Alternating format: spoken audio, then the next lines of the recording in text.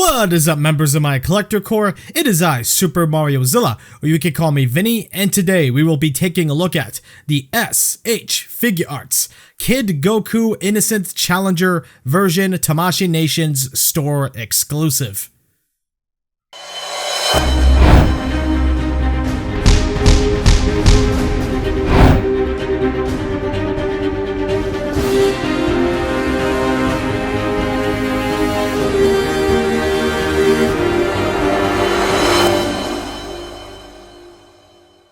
This figure was revealed to be an exclusive item at Tamashii Nation's flagship store locations. The reveal was a surprise to us all, since it seemed like the original Dragon Ball series lineup was done for, but here comes this new version of Goku that I'm sure no one was asking for, but that doesn't mean this is a bad release. A lot of hype was behind this figure for good reason. It has updated facial details and new colors, and a brand new hair sculpt accessory, so that is pretty neat. MSRP clocks in at I think around $55, I could be incorrect, I did not fact check myself so I apologize, but either way, it may seem steep for a figure of this size, and doesn't include the flying Nimbus this time around. So does the figure have enough weight to justify that price? I'm pretty sure that's why you clicked on the video. So let me tell you if this figure is worthy of a spot on your Dragon Ball shelf. Where to begin? This figure looks awesome. It looked awesome before and it looks awesome now. Mostly everything from the previous version has been reused, but there are still some differences between the original release and this figure.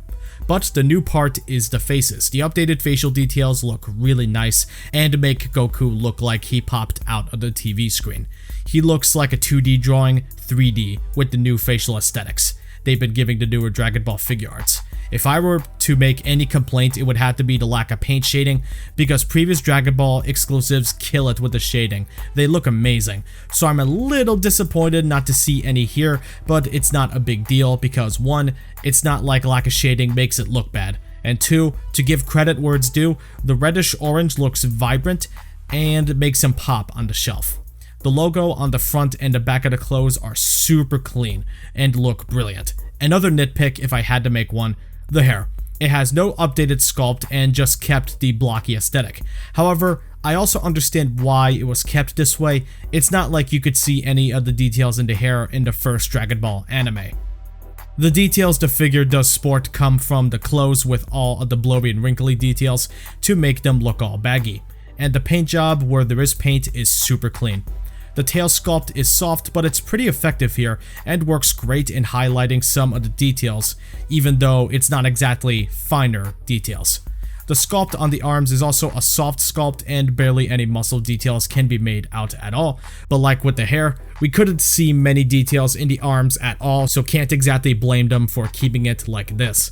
I'm nitpicking a lot, I understand, but don't misunderstand me. I love how the figure looks and I understand why things were kept the way they are, to keep the classic Dragon Ball aesthetic. As I said before, the color on the clothes is beautiful and so is everything else in the paint department. I love all of it. There's no slop or QC issues at all with it, so I'm happy with that. Thank God. Overall, I think Goku is a fantastic looking piece and everything he sports gives him a separate identity from the original Kid Goku release. Great stuff. Goku's articulation is pretty solid for being, this size. I mean, it's reused from the original release Kid Goku, so nothing too crazy here. But articulation is still pretty solid for a figure of this size. So let's go over it. Head is on this weird ball jointed system. He can't really look up much, but he can look down pretty good. And can look side to side, and there is a bit of lean. Allow me to show you what the joint looks like.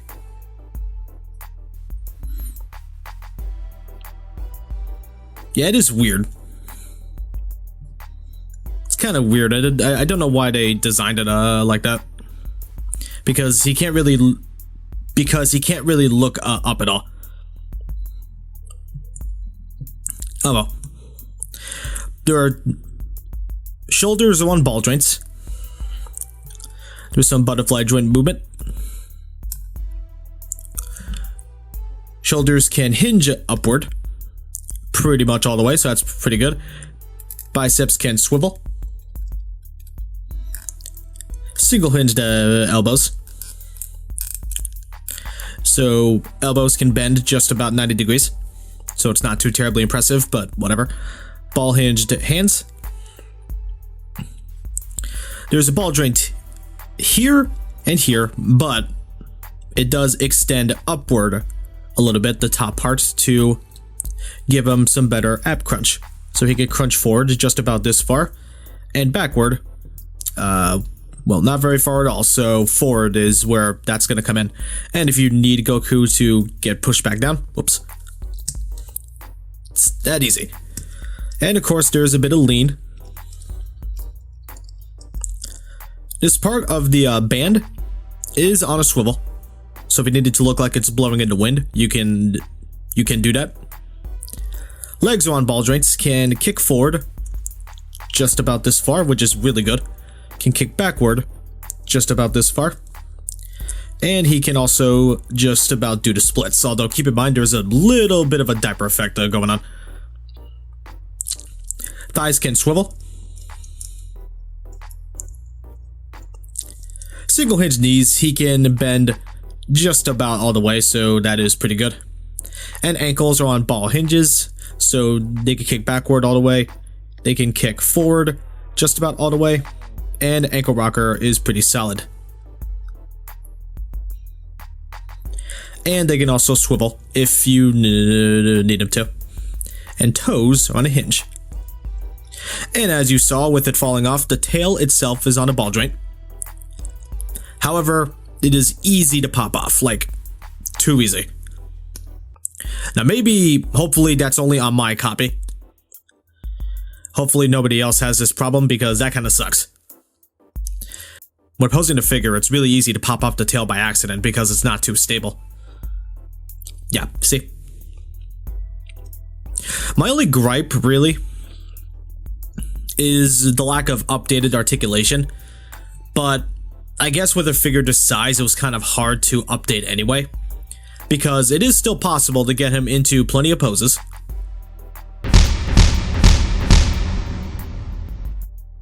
But there are some limitations you have to keep in mind because, you know, it is a smaller figure.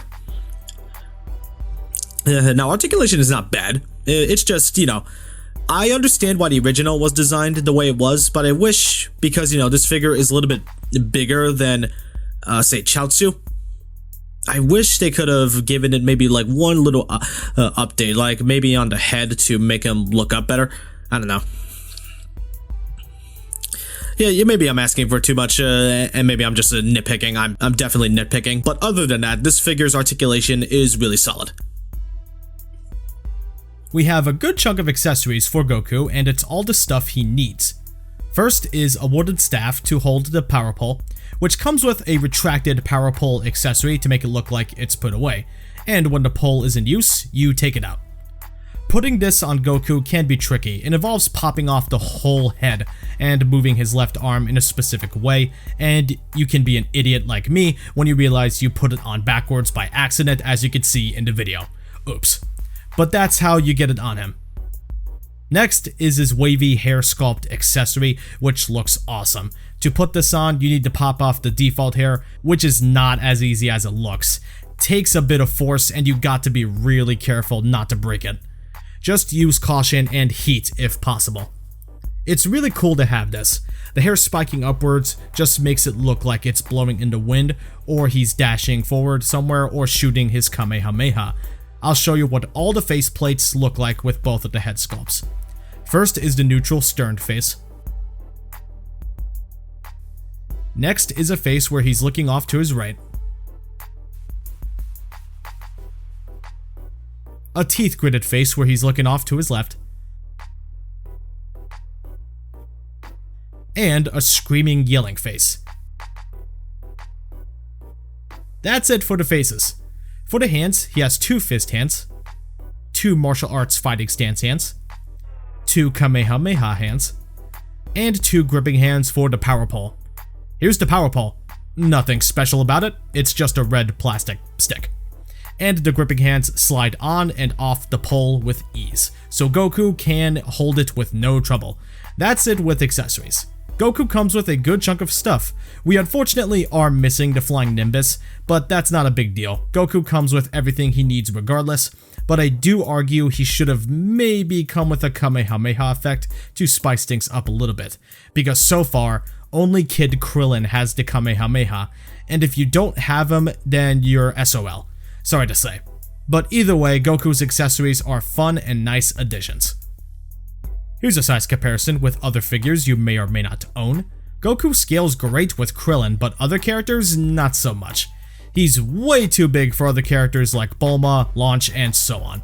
But obviously, it would have been hard to put Articulation on him otherwise. Or so it seems. I'm not too sure about the whole argument.